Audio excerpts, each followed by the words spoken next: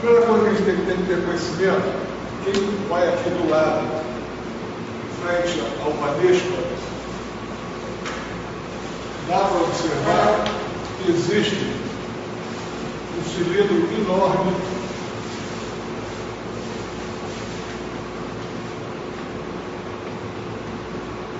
da Airliquid, que a empresa fornece o gás.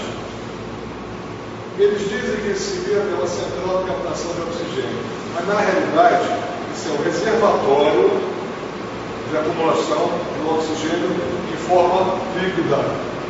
Tá? Ali dentro tem oxigênio em forma líquida.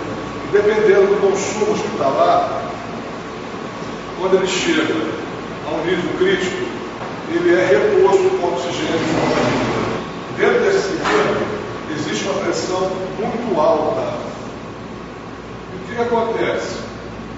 Essa parte líquida tem que ser transformada em gás, porque ninguém bebe oxigênio. Oxigênio é aspirado. Se vocês tiverem um pouquinho mais de atenção, vocês vão observar que na emergência, logo na saída, existe uma tubulação que começa a acumular gelo. E o hospital é da década de 40. Antigamente as construções eram todas embutidas dentro de parede. Atualmente a construção civil moderna, tudo é aparente. Se faz um rebaixamento de gesso. Uma vez tendo algum problema de vazamento, escapamento, é só tirar a placa do gesso, ver que para a tubulação existe válvula de seção que abre e fecha e faz o reparo sem necessidade de quebrar a parede. Mas, repetindo, no hospital de uma certa idade, parte da tubulação é dentro de paredes. A tubulação essa que a gente não sabe, não tem a planta física. A gente não tem noção de como essa tubulação, por onde ela passa. Com a ampliação do hospital, cobertura de novas enfermarias, a necessidade de aumentar a quantidade de consumo de oxigênio. Então as tubulações são aparentes. E a gente pode jurar, e com exceção, parece que de 2 países da Europa, não recordo mais, e no Canadá, toda tubulação que faz referência à passagem de gás na cor verde é oxigênio. Tá? É um tubo verde, que faz lá é o gás. Se for verde, é o oxigênio. Tá? É uma convenção quase universal. Bom, e por que na saída dessa tubulação, logo no início dela, formam verdadeiros blocos de gelo? Justamente a transformação do oxigênio de forma líquida para forma de gás. Ele é árido em calor, ele quer roubar calor de tudo quanto é parte. Chega um ponto, atinge a temperatura de 0 graus, começa a congelar. Se vocês observarem do lado, existem umas barras verticais que eles chamam de colimadores ou vaporizadores. É quem fornece o calor a essa tubulação. Porque senão, esse gelo fica praticamente arrebentando a parede toda do hospital. Então passa nessa fase aqui, recebe calor e não há um congelamento da tubulação. Como eu falei anteriormente, dentro desse cilindro existe uma pressão muito grande. E ela não pode ser enviada pelas tubulações de oxigênio com esse valor. Então, o que acontece? Há uma redução de pressão que a própria Airliquid, a empresa que fornece o gás, estabelece em torno de 4 a 6 kg/força por centímetro quadrado. Ou seja, a pressão de Reichl. Isso é estabelecida pela própria Airliquid. A gente chega no pronto-socorro, no centro cirúrgico, no CTI, nas enfermarias, na maternidade, abrindo um bico de oxigênio, se colocarmos um aneróide, nós vamos observar que a pressão está em torno de 4 a 6 kg/força por centímetro quadrado. Então, em princípio, nós já temos o primeiro elemento que faz parte do uso da área da saúde, da área médica. Quem foi em direção à Secretaria de Saúde, o pessoal mais cedo, naquele corredor que ia para o antigo CTI, logo quando a gente entra, à nossa direita, existe um pequeno compartimento, uma grade azul. Ali que ele tem? Existem 4 cilindros de um lado, 4 cilindros do outro lado, ligado à tubulação, válvula de segurança, redução e passagem do gás. Que gás tem ali? Ali tem o protóxido de azoto ou óxido nitroso ou gás hilariante. É o único gás inorgânico de uso em medicina com a finalidade somente de analgesia. Ele é sempre associado ao oxigênio para produzir analgesia. Ele não tem outra finalidade, a não ser essa. É muito comum os dentistas usarem isso em combinação, balas misturadas com oxigênio e protóxide de azoto. E gás hilariante por quê? Antigamente, na descoberta, era levado para as academias e fazia apresentações públicas. Então, o indivíduo que descobriu, ele foi fazer a apresentação pública, se cortou, ele bateu numa quina, numa mesa, se cortou e começou a rir. Inalando o gás, e sorria o tempo todo. Ele é um gás que você leva um chute, leva um soco, leva um tiro. Uma vez inalado, você fica rindo, para a pessoa não agrediu. Por isso que é conhecido como gás hilariante. A cor dele estabelecida é azul marinho. A tubulação que passa gás na cor azul marinho, a gente pode jurar que é um protóxido de azoto, ou óxido nitroso, ou gás hilariante. Tá? Só que o protóxido de azoto, ele não pode ser administrado puro. Ele tem que ser administrado pelo oxigênio. Por quê? Porque uma vez ele inalado, via as áreas superiores, traqueia e pulmão, ele desloca o nitrogênio e impede a captação do oxigênio. Um físico sueco descobriu que isso causava uma hipóxia de difusão ou uma hipóxia de Fincke. Então o protóxido nunca pode ser administrado puro. Ele é sempre administrado junto com o oxigênio, com a finalidade de produzir analgesia. Vocês quando entrarem no centro cirúrgico, vocês vão observar que ali o nosso material nacional são duas. Uma é que entraram da Calma São Paulo e a outra é na Sul Porto Alegre. A que entraram da Calma é a mais forte, que realmente entra no comércio pesado, inclusive para a América Central e parte da África e Ásia. Os cabos da Tacaoca, como os cabos da Sul, se nós abrirmos um fluxômetro, é um instrumento que dá vazão à saída do gás. Se nós abrirmos um fluxômetro de protóxido da cor azul, não vai dar saída do gás, em hipótese nenhuma. O protóxido só sai quando o oxigênio é acionado. E o oxigênio sempre fica numa proporção de 25%. Pode botar 20 litros de protóxido, o oxigênio vai entrar numa proporção em que ele vai sair a 25%, que é mais do que o suficiente. Aquele recipiente tem 21%, 25% é mais do que o suficiente para a gente respirar. Vocês vão observar no nosso carrinho de anestesia lá, abrindo, vocês vão abrir, vão fazer o teste, e o protóxido não vai sair. Só vai sair quando abre o oxigênio. O sistema de segurança que existe nos carros de anestesia. E como funciona essa pequena central de protóxido de oxigênio? Como eu disse, são 4 cilindros de um lado, ou rampa, e 4 cilindros do outro lado. Normalmente, digamos, a rampa A, os cilindros todos são abertos. E a rampa B, o cilindro fica stand-by, aberto, paradinho. A pressão de rede estabelecida, como do oxigênio, fica em torno de 4 a 6, o do protóxido fica em torno de 3 a 5 kg/foto por centímetro quadrado. Tanto o oxigênio como o protóxido, eles têm um sistema de alarme na seção de análise e gasoterapia. Toda vez que a pressão de rede cai aqui embaixo, toca um alarme. Antigamente era no 5º andar, atualmente ele do lado da sala de disciplina. Não sei se vocês já passaram o sistema de alarme para cá. Toca um alarme mostrando que houve alguma coisa, fazendo uma referência à pressão da rede que caiu. O que o técnico faz? Vai lá embaixo, olha se tem algum problema. Atrás desses cilindros, vocês observarem mais um pouquinho, de curiosidade, existem 2 baterias de cilindros. Se eu não me engano, parece que são 16 ou 18 de um lado, 16 ou 18 do outro. Porque se por acaso houver algum acidente, de vazamento rápido, cair a pressão de rede digital, imediatamente esses cilindros automaticamente eles entram em funcionamento para manter a pressão de rede. É tempo suficiente para se contactar com a empresa e eles aparecerem aqui ou para repor ou para sanar o possível dano caso ocorra na rede. Com o protóxido repetido, ele também existe um sistema de alarme ligado à gasoterapia e um sistema de alarme no centro cirúrgico.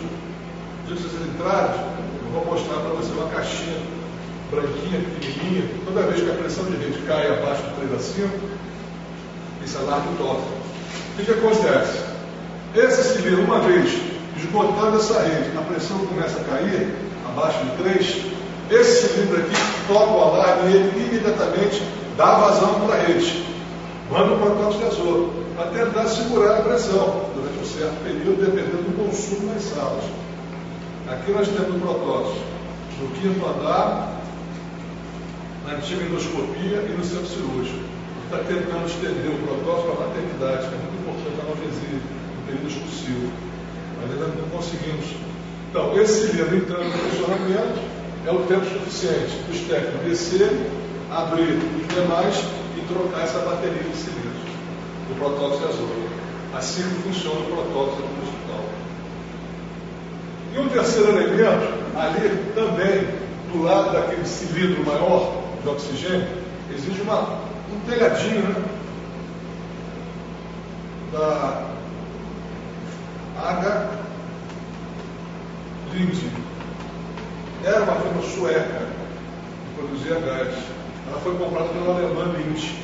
Os associados ficaram H. Linde. As grandes empresas multinacionais, todas elas são interligadas dentro dos laboratórios. Não existe um laboratório isolado no mundo. Todos eles estão interligados. Ou estão associados. Ali tem 2 motores, tá? Elétricos que funcionam 24 horas sem parar.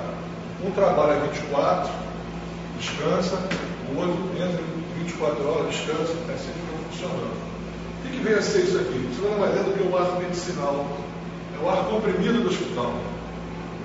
Tá? Antigamente, eram 2 cilindros, se eu não me engano, ainda deve existir, lá atrás do ambulatório da oftalmologia. Eram 2 motores da produção, né? E de vez em quando a gente abria um bico, um cilindro de ar comprimido, saía óleo, saía água, saía fumaça. Então, com o passar do tempo, as coisas foram melhorando e a água fornece o ar medicinal aqui no hospital, onde dentro desse compartimento tem filtros de impureza, filtros bacteriológicos, filtros de umidade. Então, é um ar realmente que serve para nós, em anestesia, de pouco uso. Praticamente, a gente só usa o ar comprimido para ciclar os respiradores pneumáticos, vão ver isso.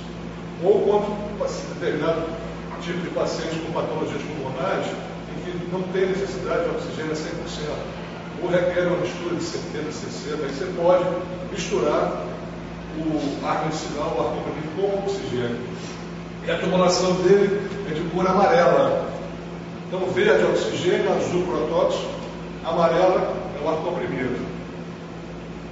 E quando vocês estão ali na pracinha, na câmara mortuária, você sabe onde fica a câmara mortuária? Nunca viram o camorão entrando pela ladeira ali? A câmara mortuária fica lá embaixo. De vez em quando aparecem alguns barulhos, aí para. O que é aquilo? Aquilo é um motor lá embaixo, próximo à câmara mortuária, tá? Que produz o vácuo do hospital, o aspirador do hospital, que é de fundamental importância. Tá? Normalmente é na tubulação de cor cinza.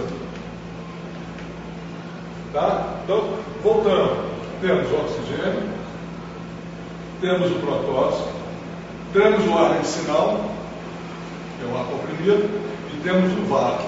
Então, nós temos os 4 elementos que compõem na prática da anestesia, principalmente na feitura da anestesia.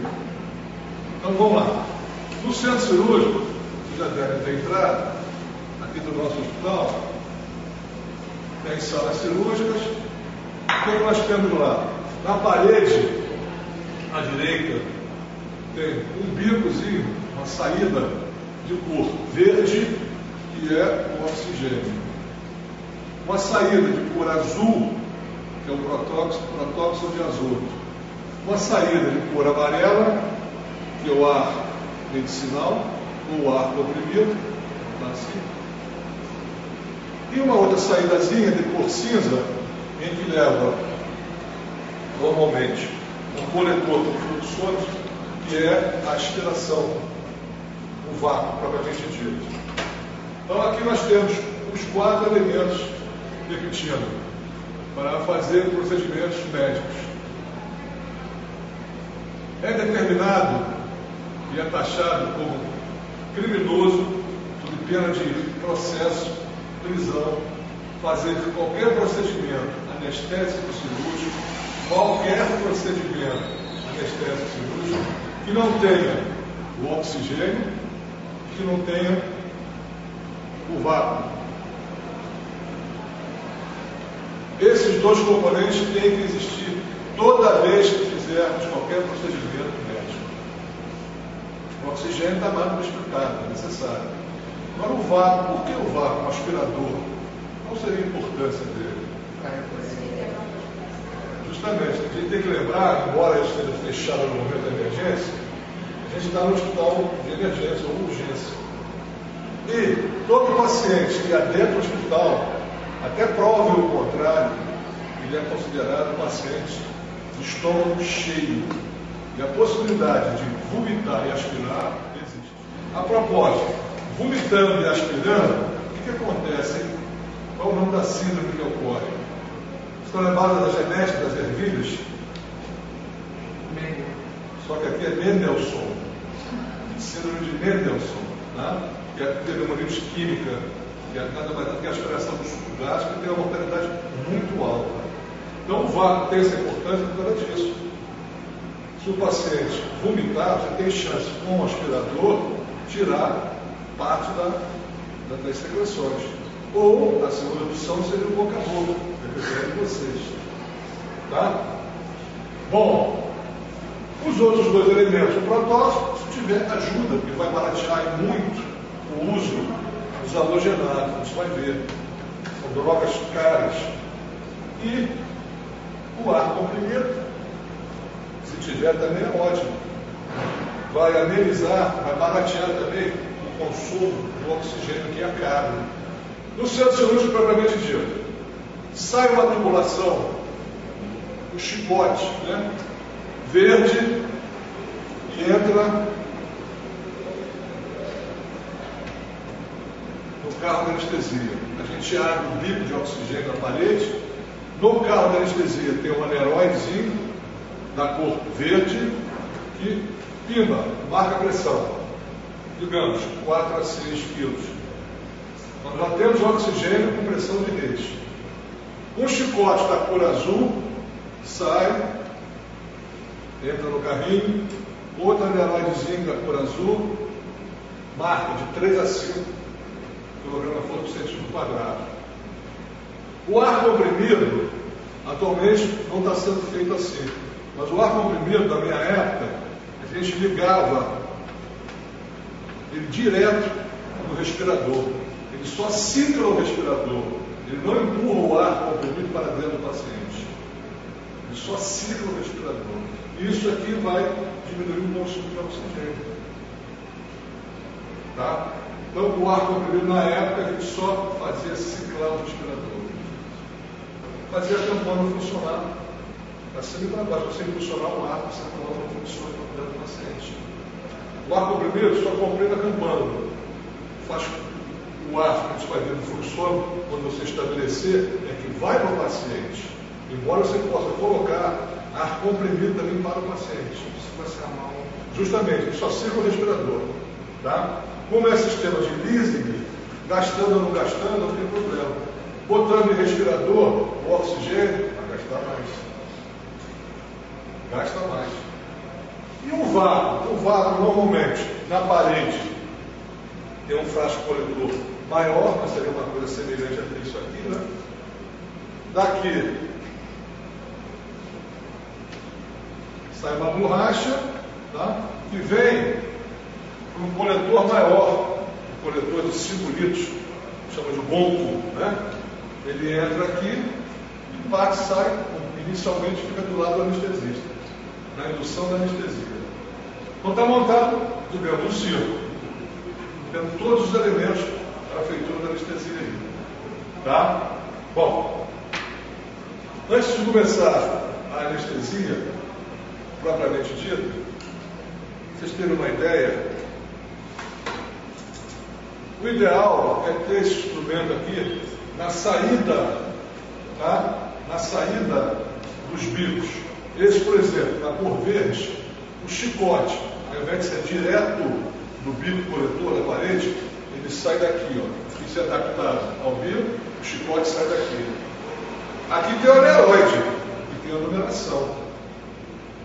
Determinados tipos de carro de anestesia nossa, da Caopa, da Sul, eles não funcionam quando tem hiperpressão no sistema.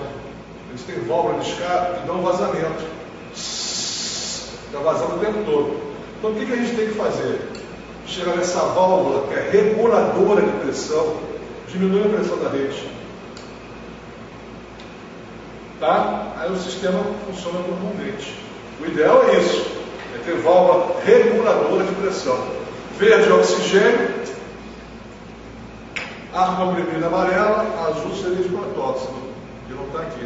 Atualmente algumas salas não dispõem dessa válvula reguladora de pressão.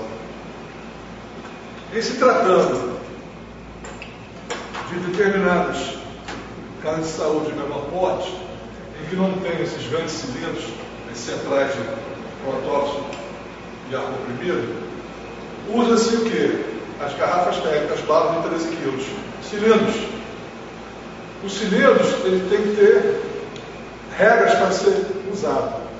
Vocês terem uma ideia, isso é a válvula do cilindro que caiu.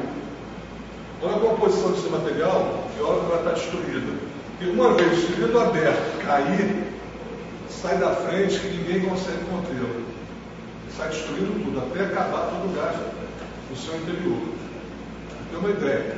É a válvula caída de um cilindro de oxigênio. Destrói mesmo a coisa. E o cilindro de oxigênio não tem o gás na forma líquida, tem na forma de gás.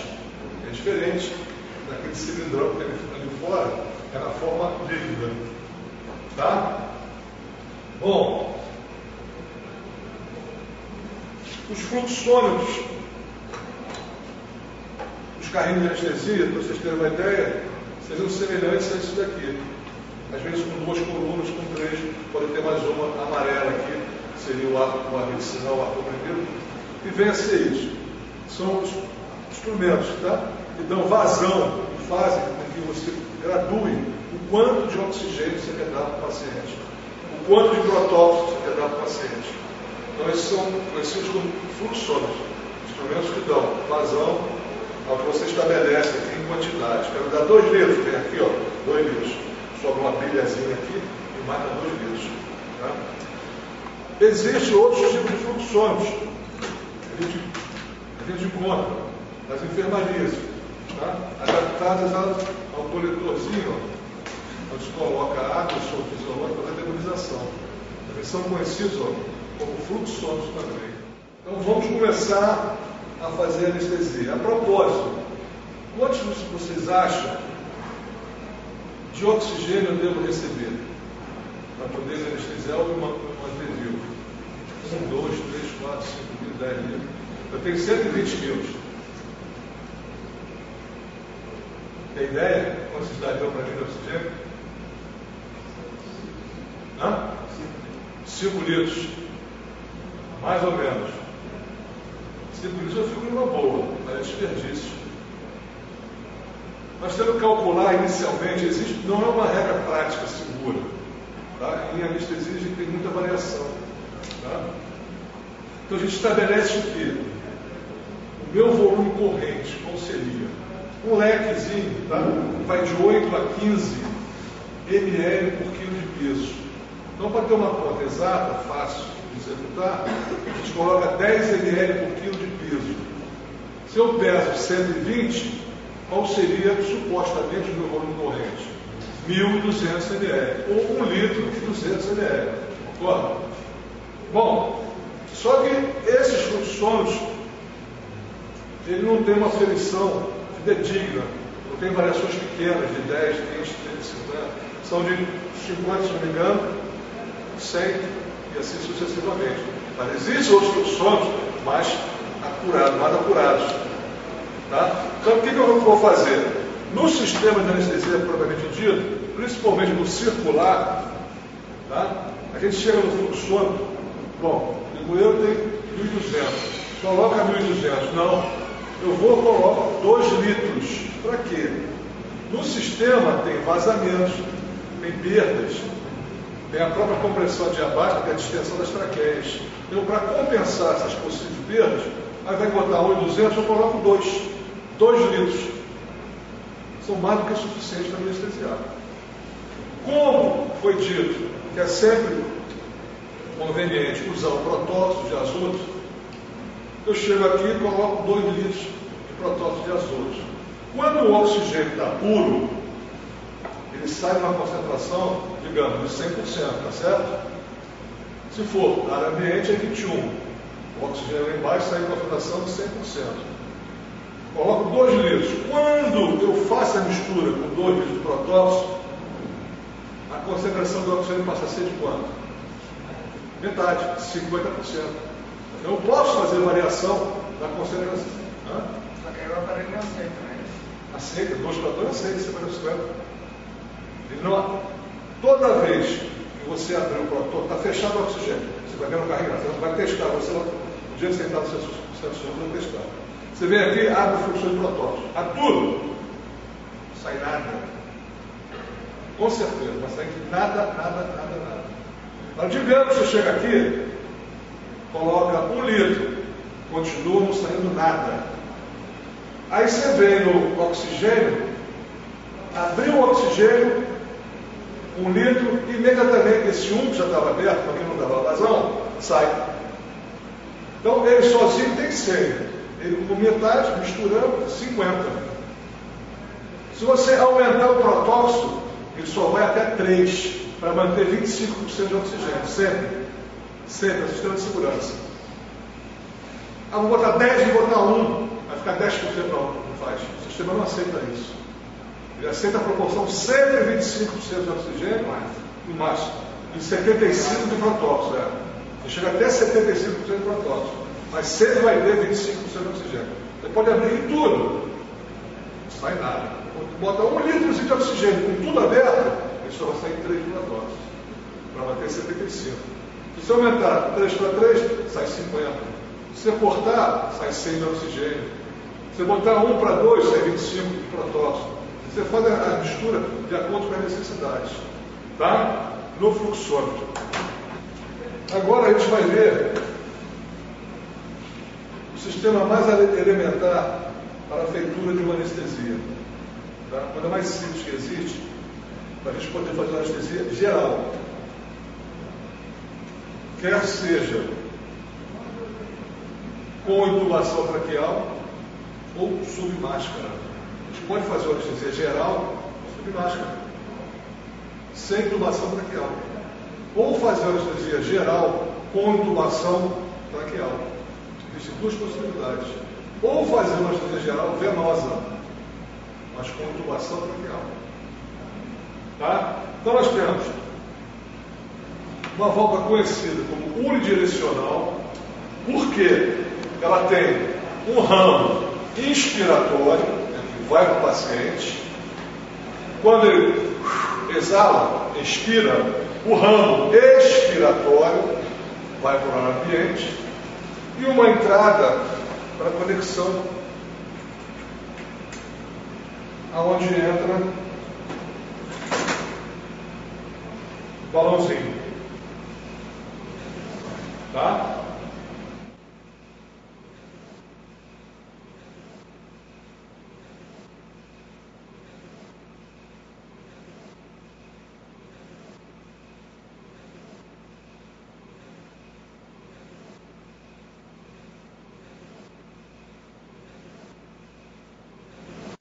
Lógico, evidente. Eu falei em máscara, a máscara colocada no ramo inspiratório e vai para o paciente. Mas onde é que vão entrar a mistura dos gases? Oxigênio e protóxido. Entra aqui, ó. Entrando aqui, ela vai enchendo o balãozinho, concorda?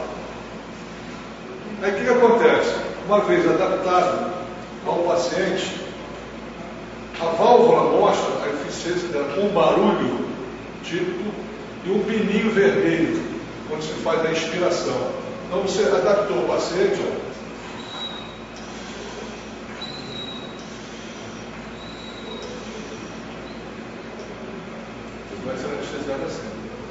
sistema mais simples, mais elementar que existe para a feitura de uma anestesia geral, com ou sem intubação traqueal.